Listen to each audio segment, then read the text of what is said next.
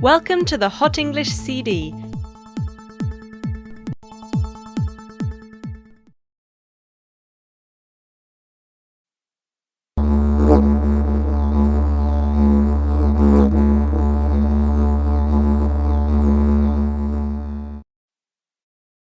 Sydney was discovered 200 years ago by Captain Arthur Phillip. Originally it was a small colonial outpost called Port Jackson. These days it's Australia's finest multicultural city and one of the greatest harbours in the world. So what's the best way to enjoy this beautiful city? Sydney Harbour is the biggest city harbour in the world. Its famous coat hanger and opera house continue to be the main tourist attractions. There is no better way to explore the harbour than by ferry. There's a ferry service that operates from Circular Quay and has a wide range of different tours. One of the great things about Australia is the people. They are a friendly bunch and you can spend time watching them or meeting them. Like any city, there are lots of different types, including the yuppies, the brickies and the chippies. However, you'll find that in general they are friendly and will always say, "G'day mate," just to make you feel at ease. At other times you might find them laughing at you. The Australian dry sense of humour is a strong personality trait here, and in Sydney, taking the mickey out of someone is the norm.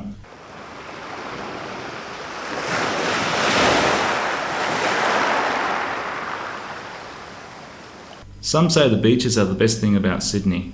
Manly and Bondi are the most popular tourist beaches. However, in my opinion, the northern beaches are better because they're quieter and cleaner. Narrabeen and Palm Beach, the place where Aussie soap Home and Away is filmed, are just a couple of Sydney's awesome beaches you could try and see. Beach life is a strong part of the Australian way of living and you can't beat it. If you're an active person, you'll soon want to join the clan that is jogging or rollerblading around the boardwalks. If you prefer an easier way of life, the beaches offer a haven of peace to those who just want to relax, sunbathe or walk about. But Sydney has a lot more to offer apart from the beach. If you travel around the outskirts, you can find beautiful countryside with typical eucalyptus gum trees and native Australian flowers such as wattles or banksias. Typical Aussie suburbs have wide roads, houses and a quarter-acre block, a veranda out the front and a Hills hoist in the backyard. Oh yes, and of course, the cars parked out in the front lawn, including the old Ford Falcon, Holden Commodore or Torana. Just a short drive away, there are the breathtaking Blue Mountains, which attract millions of visitors each year. This contrasts to the typical English farmland in Windsor and Hawkesbury district, where there are lots of farms. Sydney is a multicultural city and you can find just about anything you're looking for when it comes to food and drink. The various cafes, restaurants and pubs are everywhere and are a great place for socialising down under. There are lots of different types of restaurants including Chinese, Spanish, Thai, Greek and typical Aussie style steakhouses. Sushi bars are commonplace here and are at affordable prices too. The seafood restaurants are great too, especially Doyle's seafood restaurant at Watson's Bay. The quality of the food is superb with its fresh prawns, lobster, trout and barramundi. While you're out, you may see a sign saying BYO. This is short for Bring Your Own, and it's telling you to bring your own booze. Usually get your wine and beer from the bottle-os before going out to eat. If you fancy something even more laid back, you can even cook your own food in some pubs. The Great Northern in Chatswood and the Oaks in Neutral Bay are popular choices. There are also lots of outdoor barbies in parks and at the beaches where people like to cook their own lunch or dinner. King's Cross, Bondi, The Rocks and Darling Harbour are all good places to go out if you fancy a boogie. If you're an active type, Sydney has lots to offer too. Cricket is like a religion during the summer in Oz. People are mad about it. You can get an idea of this by visiting one of the cricket grounds during the summer. But that's not the only sport during the summer. Yachting is also very popular, and so is rugby, which is also part of the Australian sporting culture. Netball is a huge sport for women on Saturday arvos. Aussies are also keen on their sports such as hockey, basketball, tennis, athletics, softball, baseball, cycling, squash and horse riding. Of course, surfing and sailing are done all year round. Kayaking, canoeing and water skiing are also summer favourites. Bushwalking and camping are typical family activities. In the winter, people are still spoilt for choice. They can go for a country drive to the Hunter Valley or they can go to Mudgee to check out the wineries. Or go further afield to the Gong or Kiama, which are both coastal towns. There are a number of events during the year. Summer, which is in December through to February in Australia, is the best time to get yourself immersed in Sydney life. As the weather goes off all year round, it's probably best to hit the big smoke of Oz about November. Most of the major events kick off about this time, even though the heat doesn't agree with most overseas visitors, especially when it's scorching. Australia Day, on the 26th of January, is a public holiday. There are lots of celebrations on the harbour, fireworks and carnivals taking place around the city. Sydney's Mardi Gras, 1st of March, is one of the world's most celebrated gay and lesbian parades. And lastly, if you're interested in museums, there are lots to see in Sydney. The Contemporary Art Museum has some great art exhibitions, and the New South Wales State Art Gallery has an impressive Aboriginal art selection. There are lots of good temporary art shows too that often have objects from ancient Greece or ancient Egypt. The National Maritime Museum offers a great insight into the life of the early settlers. Australia has some of the best wines on the market, and more wine bars are springing up in the CBD to show that Australians have a diverse range of drinking habits. The best drink to sink, I would say, as a typical Aussie from New South Wales, is Tooheys New, or a schooner of VB, because they go down like a summer night's dream.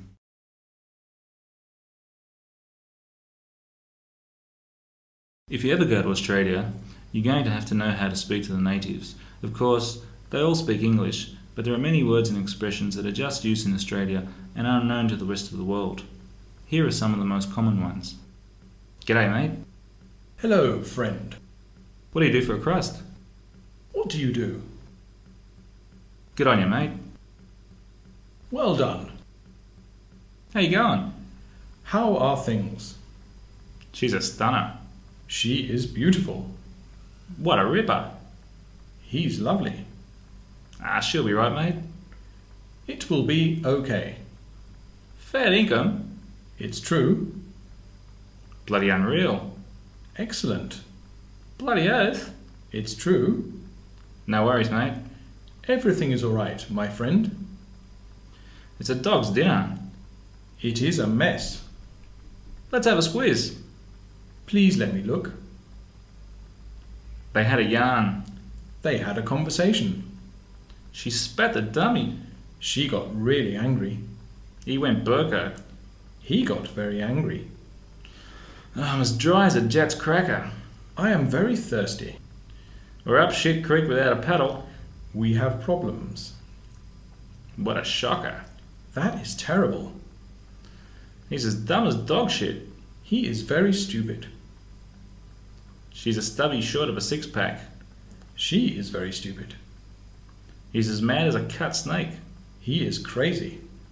You're as large as life and twice as ugly. You are fat and ugly. I don't like you.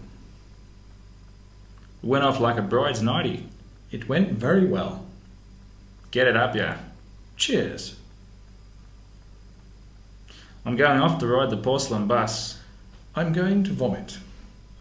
He carked it. He died. Are you trying to cut my lunch? Are you trying to start a relationship with my girlfriend? She's off with the fairies. She's daydreaming.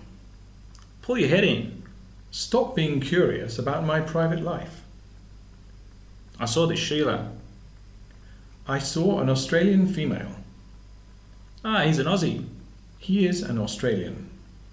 He was trying to crack onto me. He was trying to flirt with me.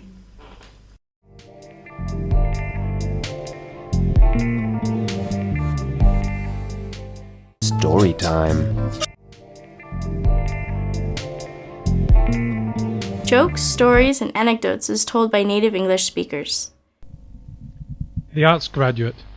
Hey, have you heard this joke? A graduate with a science degree asks, why does it work? A graduate with an engineering degree asks, how does it work? A graduate with an accounting degree asks, how much will it cost? And a graduate with an arts degree asks, do you want fries with that?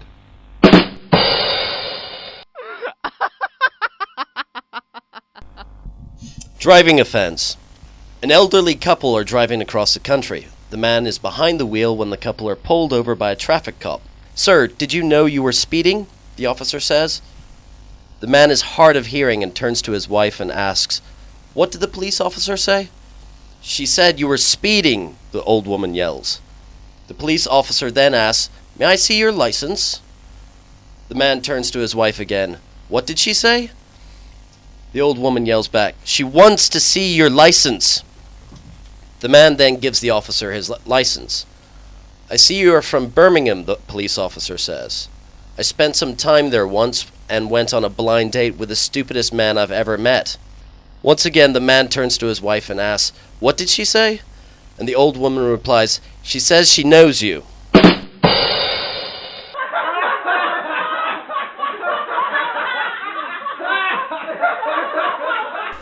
The saleswoman.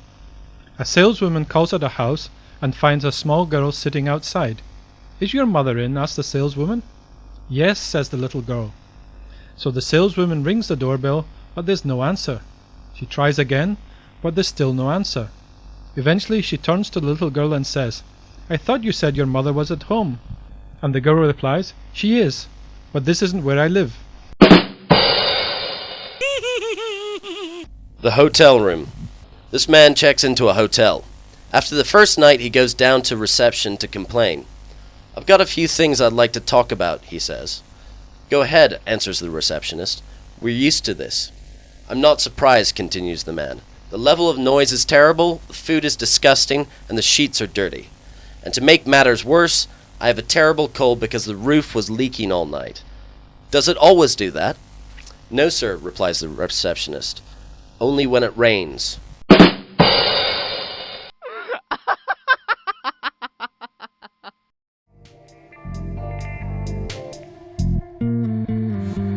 Dictionary of Slang. You have just taken a very difficult exam. The exam was complicated. It was hard. It was tricky. It was tough. It wasn't easy. You have planned to get married next week. It was supposed to be a secret, but someone told all the office staff. You want to know who told everyone. Who revealed my secret? Who let it out? Who spilled the beans? Who gave the game away? Who's the big mouth? Who's been mouthing off? Who let the cat out the bag? Who let on? You were parked illegally and you have just been caught by the police. You accept the situation and admit your guilt. I accept that I was doing something illegal. You've caught me at it. It's a fair cop. You've got me banged to rights. I haven't got a leg to stand on. You accidentally noticed your neighbor in his house. He was naked. I saw him in the clothes God gave him. I saw him naked. He was in his birthday suit. I saw him starkers. I saw him bare-assed. I saw him in the buff. You recently worked on a project. You did most of the work, but others got all the credits. You are talking to a friend about this. I did all the arduous work. I did all the hard work. I did all the legwork. I did the lion's share. I busted my balls far more than they did.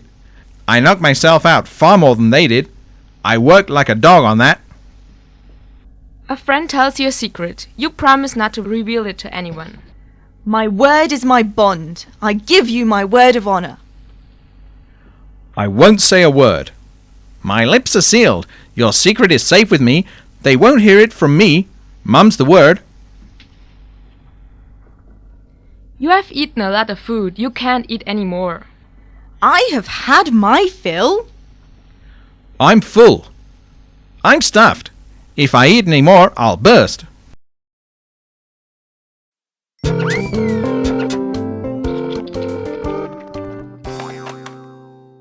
Here are some more crank calls. Those funny telephone calls that are designed to wind people up. Have fun listening to these two. Crank call 1. The news agency. For this call, we phoned up a news agency with some exclusive news relating to Prince Charles. Listen to this conversation and answer the question. In your opinion, why won't the editor pay us for our exclusive news story? News National Editing Desk. Angie Parks here. Oh, hello. I have a story I thought you might be interested in. Okay, who's involved? Is it a name, personality? Yes, he's a very important dignitary. Who are we talking about? His Royal Highness Prince Charles. What have you got on him? I have a very, very interesting story concerning him. Okay, what is it about? Well, I want $300. I'm not paying anything until I know what it's about. Okay, I'll scramble it to you across the phone. Did you get that? Nope, I didn't hear anything. All right, I'll do it again. So, how much are you going to pay me? I didn't hear anything. We're not paying for that. Oh, no, you can't do that. You owe me $300. I don't owe you anything. Yes, you do. No, I don't. Yes, you do. Get lost. Oh, okay. Bye.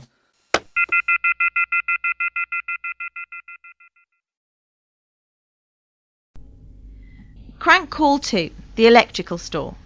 For this call, we phoned up a shop with a very unusual request. Listen to the conversation and answer these 2 questions. What ordinary request do we make? What unusual request do we make? Eddie's Electrical Store, how may I help you? Oh, hi there. I was phoning up to see whether you sold hi-fi speakers. Sure do, sir. Were you looking for any particular make? Sony. Do you have any Sony speakers? Yep, we stock Sony. When are you open till? We're open all day till 8. Great. I was just wondering, would you like to go for a drink when you get out? What?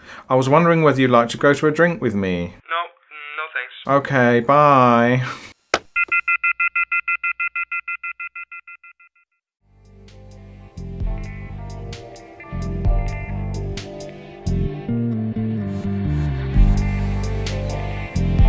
Dr. Finger's pronunciation course. Hello everybody and welcome to my pronunciation course. Hello everybody and welcome to my English pronunciation course.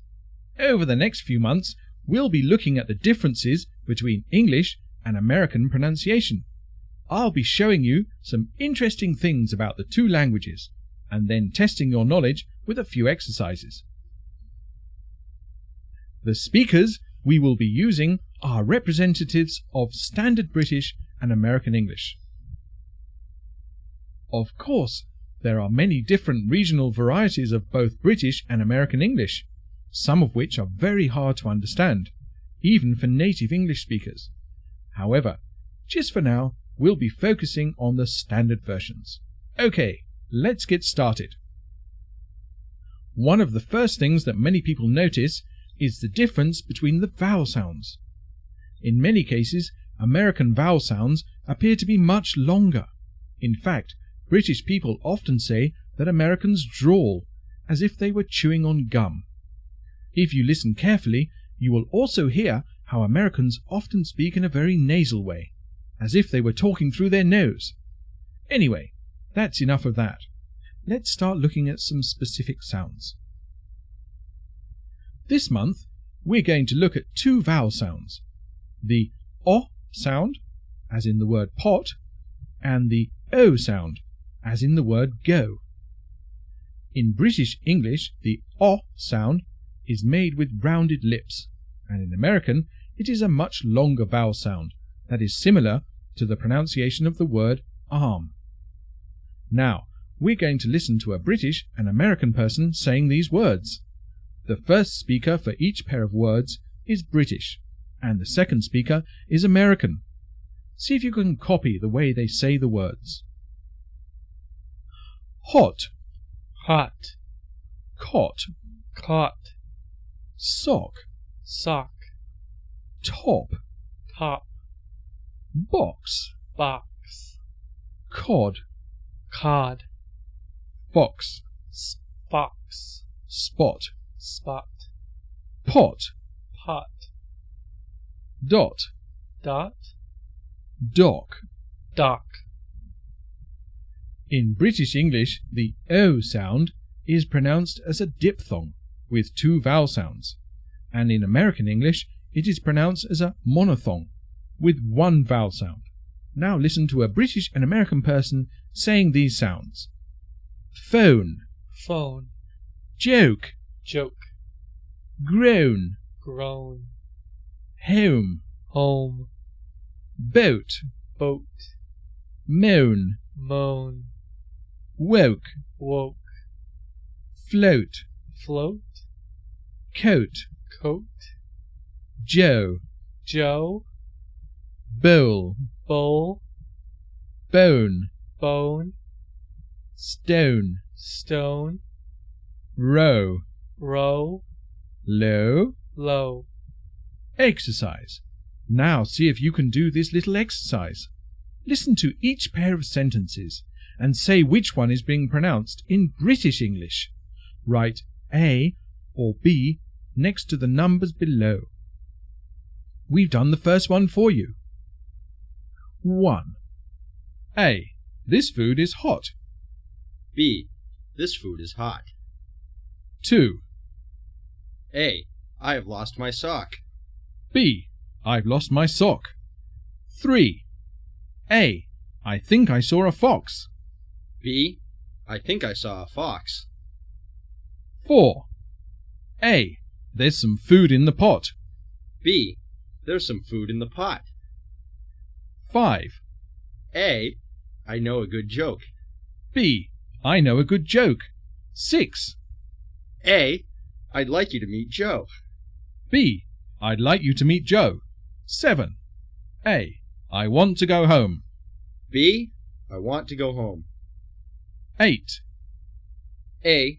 I need a bowl for this soup. B. I need a bowl for this soup. 9. A. Have you taken my coat? B. Have you taken my coat? 10. A. I don't think this boat will float. B. I don't think this boat will float.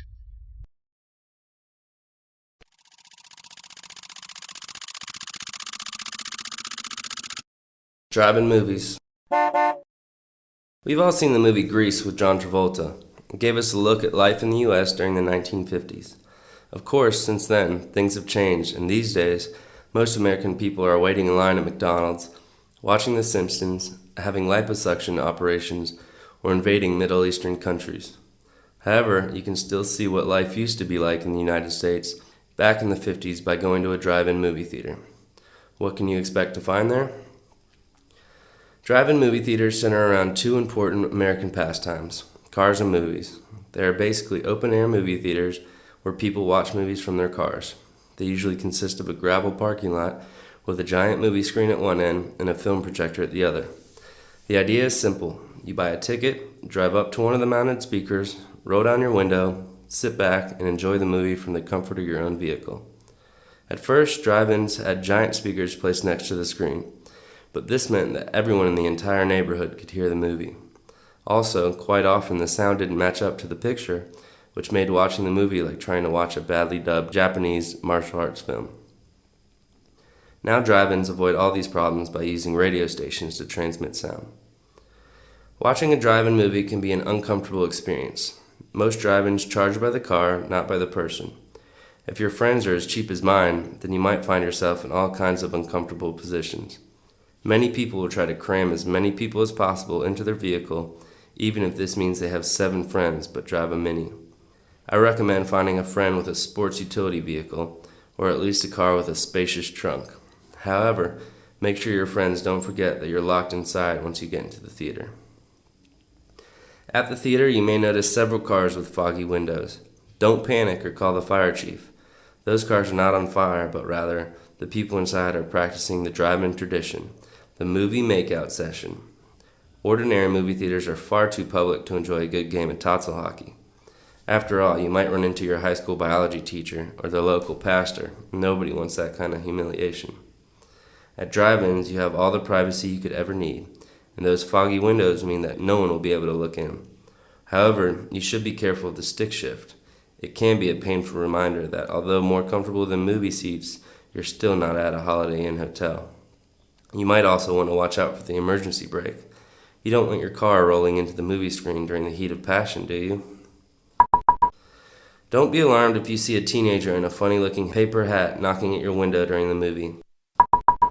He's just come to ask if you want more popcorn. He works the concession stand and will bring the food directly to your car.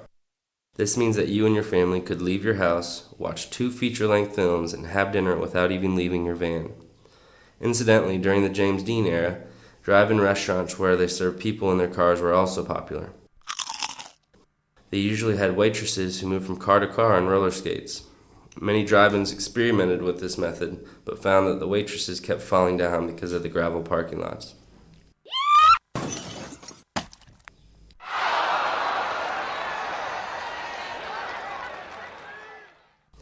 Another unusual aspect of a drive-in movie are the honking games. This consists of using your horn a lot, and it's supposed to be a lot of fun. Before the movie starts, people will often honk their horns to the tune of some famous song or flicker their lights on and off to pass the time.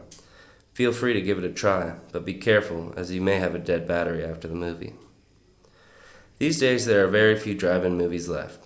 The number of drive-ins skyrocketed during the 1950s and 60s due to the popularity of cars and the emergence of color films. At their peak, there were nearly 5,000 drive-in theaters all over the U.S. Nowadays, there are only about 500 left. Most can be found in small rural towns and operate only during the summer months.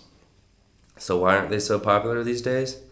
Many say it's because people have their own color televisions, and it also because of the widespread use of home videos. People also drive smaller cars and have less leisure time. In the end, most drive-in movie owners decided that drive-ins just weren't profitable. If you do find yourself visiting a small town in America, ask if there is a drive-in theater nearby. Going to a drive-in is a great way to experience an American tradition and get a glimpse of what people in the U.S. used to do before video games and school shootings.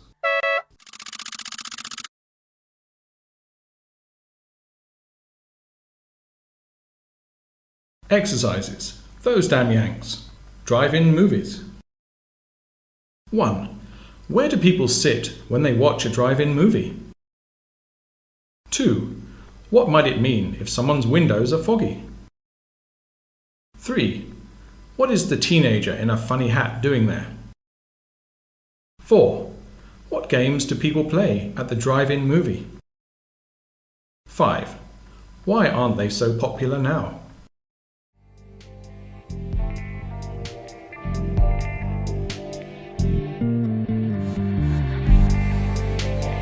In the news, Hot English, the voice of truth. A cheeky criminal.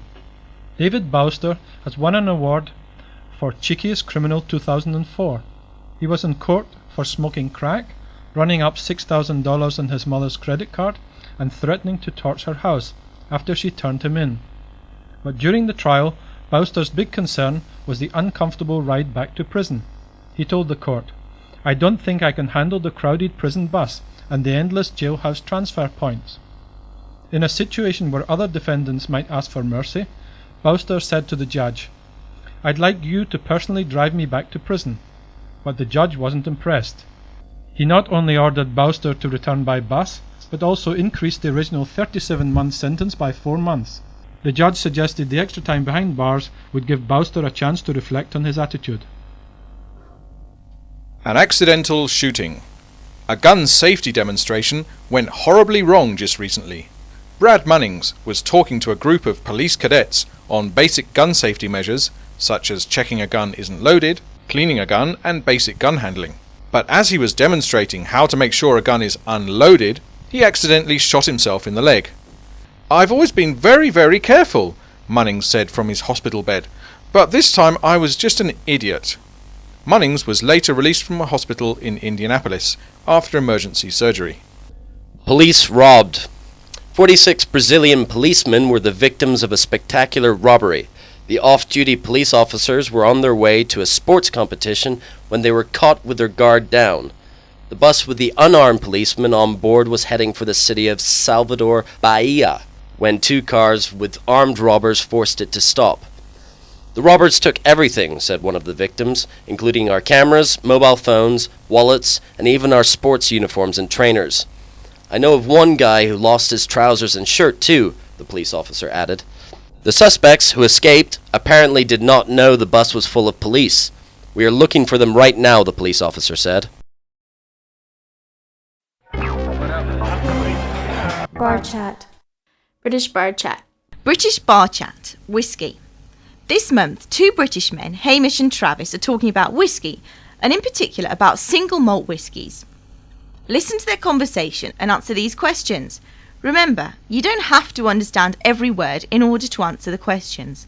Just listen for the key words. the most important words in the conversation. Number 1. Why does one of the speakers like single malt whiskey? Number 2. What does the whiskey lover drink in the end? I'm going to get another drink. What do you want? I think I'll try a Scotch whisky. A single malt, of course. Well, what's that? Well, I've heard it's the best drink in the world. How can it be the best drink? There's so many drinks to choose from, you know. But it's different. Haven't you seen the adverts for it? It's marvellous. Like, it's nature. It's all this pure Scottish water. It's really, really wonderful. The way they describe it, it's just fantastic. Oh, right. All whiskey's the same. It's a con. No, they come from like different parts of Scotland, from the islands, from the mountains, different water in different places. How can the water affect it? It's just like a load of sugar chucked in there and malt, and it all, I don't know what happens, but it all tastes the same. No, well, it's like pure Scottish water, isn't it? You know, they've actually got a law which says what they can include in it and how much Scottish water, and they can't use other ways. It's all, you know, real art. No, I got this bottle of whiskey for Christmas once, and it was my uncle said it was the best whiskey in the world. I mean, I tried it. It tastes exactly like anything else I've ever tried in my life. You know, it's ridiculous. Like you drink it. You know, you see the adverts. It's like drinking Scotland. It's like you're up there. You can imagine the bagpipes and all the tradition. Oh, well, whatever. Oh, here's your drink, anyway. So, what's that whiskey like? Oh, God, that's disgusting. Oh, I'll have a beer. Good idea. Bar chat. US bar chat. US bar chat. Movies. This month we're going to listen to two young Americans, Aaron and Chuck, who are talking about films. Listen to the conversation and answer these questions. Number 1. What do the speakers think is bad about the movies these days? Number 2. According to the speakers, what are the advantages of using videos? Dude, I went to a movie last night, and I think it's safe to say it was absolute shit. So you don't think the movies nowadays are up to par, eh? No, dude, I don't understand. They have all these previews, you know, advertising it as this big blockbuster event, and you go, and it's absolutely shit. I mean, they focus on nothing but making money and just ripping people off. How about the special effects, though? They're getting better then, aren't they? That's like all they focus on. Have you seen the acting in these special effects movies? They're trash. They're garbage. It's terrible. It gives me a headache thinking about it. Well, yeah, we won't talk about Keanu, but other than that... Exactly, dude. He's the worst actor ever. I don't know. Movies nowadays, some are original. I wouldn't say really original. Maybe the movies, but not the ideas in the movies, like the action sequences and every other crap you see in commercials. It's everywhere, man. Nothing's original anymore. Well, I like the fact in that nowadays people are making the movies with the trilogy aspect, so you get to look forward to one after the other, and then the final one. Yeah, I mean that makes sense if the you know the second and third movie is going to be better than the first. But I mean, when's the last time that happened? Well, there are a couple instances, I guess, but you have to see where I'm coming from, though. No, I do. I mean, part of which, but yeah, movies back in the day were pretty good as well. And now they've gone to shit. Yeah, I guess you could say that. You know I'm right, dude. Just admit that I'm right. Admit that I'm right. They're trash now. What are you talking about? There's some good ones. Alright, whatever. From now on, I think I'm just going to wait until it comes out on video. Yeah? Get it at Blockbuster? Definitely. I mean, it's not worth the money to me. Yeah, I guess it's cheaper and you get to relax more at home, be in your own environment, so to speak. Exactly. Oh, well. Movies. Yeah, they suck now. Interview horror stories. Have you ever had a bad interview? You know, the kind of interview when you arrive late because you were caught up in traffic, or one which you can't seem to express yourself properly. The following stories are all about people's nightmare experiences during interviews. Read on and learn from other people's mistakes.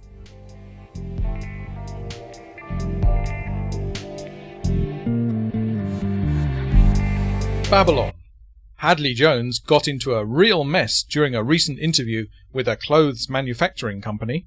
I was applying for a position as a senior accountant. The first interview went really well, and I was called in for a final interview with a senior partner in the company. On the day in question, the imposing gentleman asked me all the usual questions. Then, towards the end, he asked me something that I didn't understand. Instead of asking him to repeat the question, I just launched into a long story about something totally irrelevant, thinking I could tie it all together at the end. I kept straying farther and farther from the original topic, whatever that was. Finally, I tried to wrap things up, and with beads of sweat trickling down my back, I said, "So, in answer to your original question, the way this all ties in is, sorry, but I'm not quite sure what your original question was, or how this ties in, but it all means that I'm great for this position, don't you think?" The interviewer did not agree.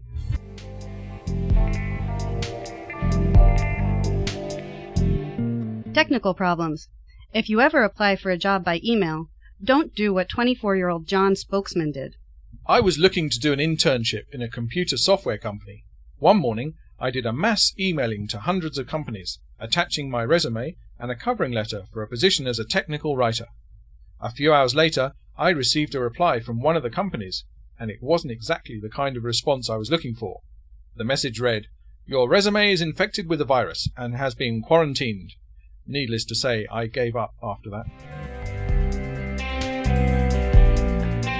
Dressed to offend.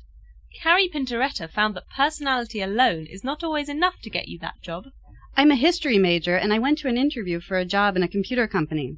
Unfortunately, I couldn't afford a new suit, so I just dressed in a nice pair of slacks and a blouse. "Why aren't you wearing a suit?" the interviewer asked me as I sat down. Almost crying, I explained that I didn't have a lot of money to spend on clothes. Then the interviewer went off about how she didn't come from a lot of money, but that she did manage to buy one suit. As you can imagine, I didn't get the job. Word jumble. 32-year-old Jordan Muller made a very embarrassing spelling mistake on his CV. I was applying for a job with a New York accounting firm. On my resume, I listed some of the more impressive courses that I'd taken, including econometrics, macroeconomics, and pubic finance. Unfortunately, neither myself nor my spell checker caught the missing L in pubic. Nothing happened, and I thought that I'd gotten off the hook. But a few days later, I got a call from one of the New York accounting firms. "Hey, Jordan," they said, "we'd really like to know more about this course in pubic finance." To this day, I can still hear the roars of laughter in the background from the office staff who were listening in to the call. Doggies. Mary Stevens had a very strange interview. At the time, I was a shy 21-year-old literature graduate applying for a job as assistant quality controller for a well-known brand of pet food. During the interview, there was a dog there. At first, he behaved very well, but eventually he became especially interested in my leg. I kept shuffling to protect myself from the dog, but he wouldn't stop. The funny thing was that the interviewer just completely ignored what was going on. Meanwhile, I was trying desperately to maintain my concentration, but I really lost it when he climbed up onto my leg and started, well, you can guess what he started doing. "Stop! Stop!" I shouted, jumping up. I left shortly afterwards, without the job. Nothing goes right. 26-year-old Dan Goodman had one of the most unusual interviews imaginable. On the morning in question, my neighbours called, saying they desperately needed a babysitter for their 3-year-old daughter. Of course, I agreed to help out, completely forgetting that I had an interview to go to. Then, just 20 minutes before I was due to be at the interview, I suddenly remembered. In a panic, I phoned an ex-girlfriend who agreed to come over and look after the baby girl. As soon as she arrived, I ran out of the house, but I was in such a rush that I forgot my belt. With 5 minutes until the interview, I didn't have time to go back.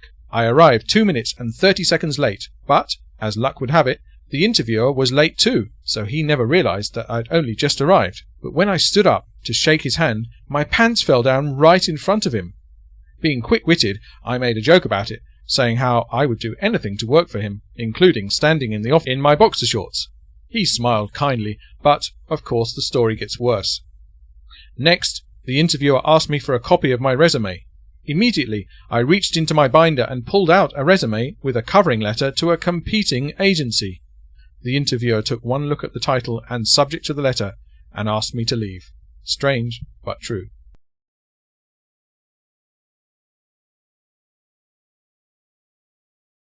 Strange, but true. Dead again. All about an accident, a kangaroo, and a ghost. Brenda and Boris Harris, a British couple working in Australia, had a very unusual experience with a kangaroo just last year. They both work as photographers for a British magazine and were on a fashion shoot in the Australian outback. As they were driving along an empty dirt road in their 4x4, A kangaroo suddenly appeared out of nowhere. Brenda was driving at the time.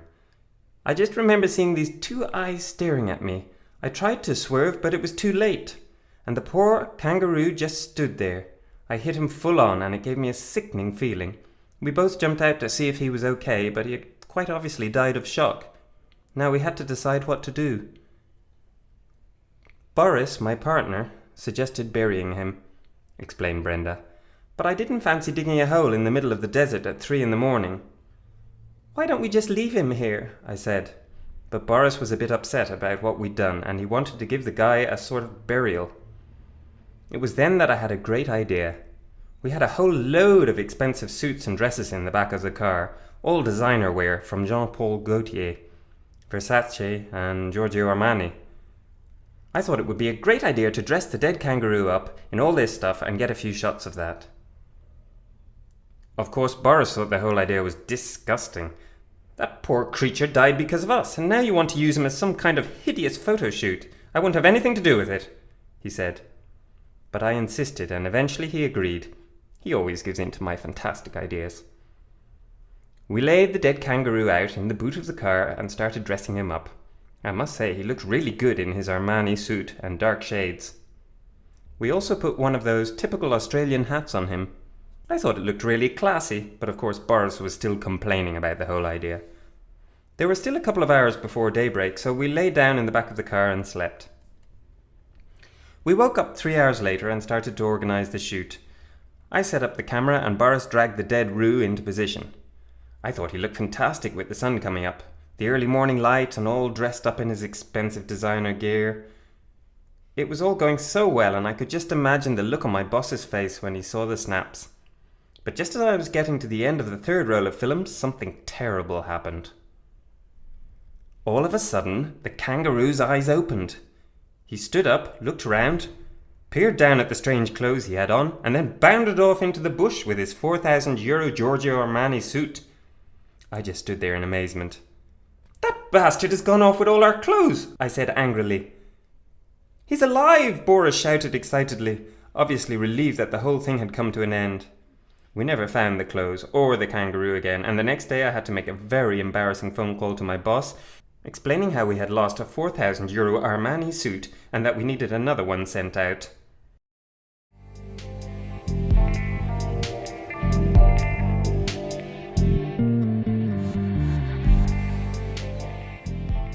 Business Dialogues. Hi, and welcome to the Business Dialogue section of Hot English. The car salesman.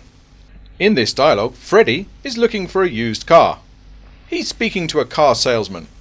There are a few problems. Listen to the dialogue and answer these two questions. What feature of the car is Freddie most interested in? 2. How much does he pay in the end? Yeah, I'm looking for a used car. What do you have? Hi, my name is Steve. What's your name, please, sir? My name is no business of yours. Show me your cars. Certainly. Come this way. Well, can I put you in this car today? How much is it? This car is wonderful. It has assisted steering, ABS, airbags, fully automated gears, and lots of other features that I can't recall right now. Just take a... You have a hearing problem? I said, how much is the car? Oh, sir, surely a man of your standing wouldn't worry about something as trivial as price. What line of business are you in, if I may ask? It's known as a don't stick your nose in it and you won't get hurt type of business. Oh, how interesting. You know, that's a lovely tie you're wearing. Where did you get it? It fell off the back of a truck that belonged to my cousin. Look, buddy, this car ain't big enough. I need a bigger car. Just step this way, please. Now, have a look at this one. That's better. Now show me the trunk. I make a lot of deliveries in my line of business, carrying stuff and things like that. I need a big trunk. Oh, how interesting. What kind of things do you transport? Well, you know, dead things mostly. Ah, are you in the meat trade? Yeah, sort of.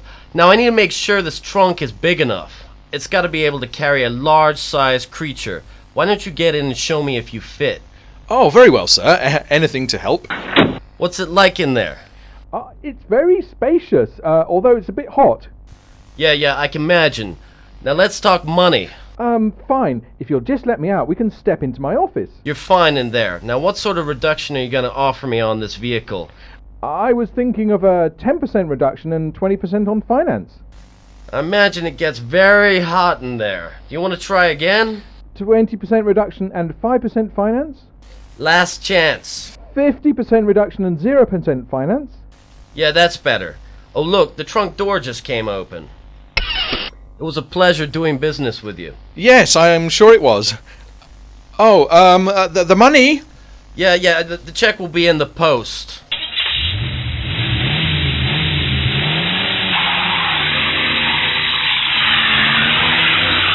Did you hear the answers? 1. Freddie is most interested in the trunk and how big it is. 2. Freddie doesn't pay anything for the car. Part 2. Exercise. Now, listen to some extracts from the conversation again. You will notice there are some missing words and a beeping sound. See if you can write the missing word. The answers are on the CD. 1. What line of business are you? 2. It fell the back of a truck. 3. I make a lot of deliveries. My line of business. 4. We can step. My office. 5. What sort of reduction are you going to offer me? This vehicle. 6. It was a pleasure doing business. You. Answers. Part 2. 1. What line of business are you in? 2. It fell off the back of a lorry. 3. I make a lot of deliveries in my line of business. 4. We can step into my office. 5. What sort of reduction are you going to offer me on this vehicle?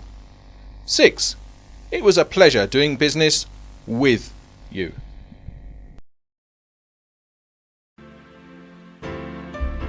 Business.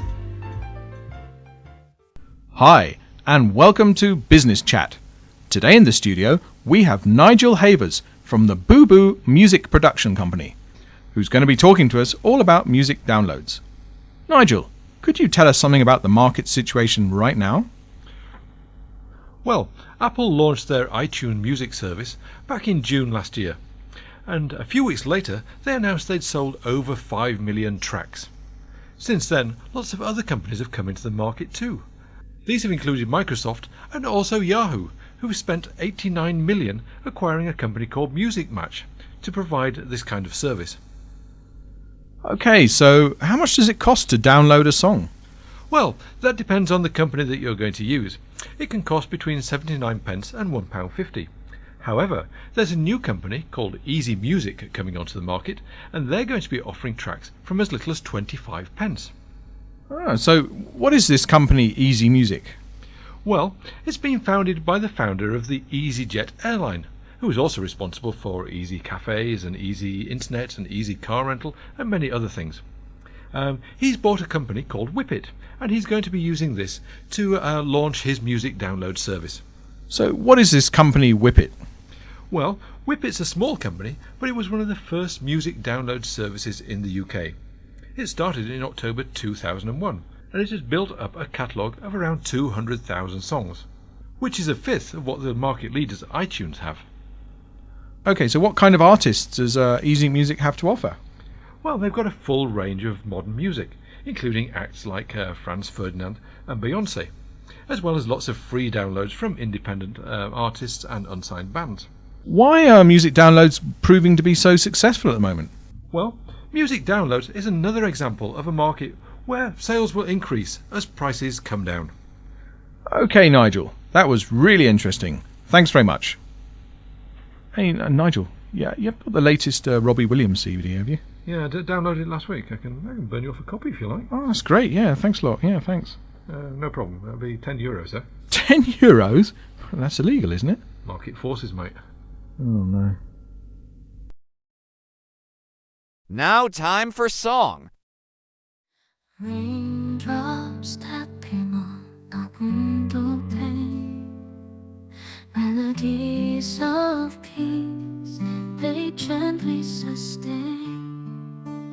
whisper of the rain, a gentle lullaby, caressing my soul as time passes by. Rhythmic patter like a tranquil symphony, washing away worries, setting my mind free. In each droplet, a story it carries of love and hope, and dreams it cherishes. Let it rain, let it cleanse my weary soul. Let the whispers of the rain make me whole. In the quiet of the storm, I find my peace as the raindrops serenade my release.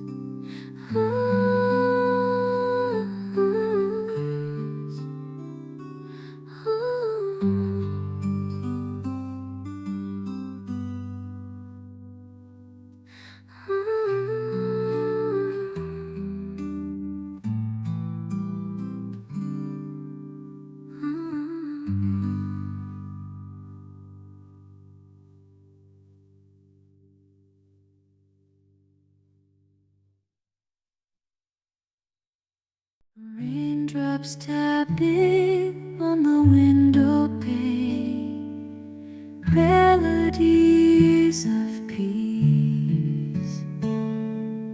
They gently sustain, whisper of the rain, a gentle lullaby, caressing my soul as time passes by.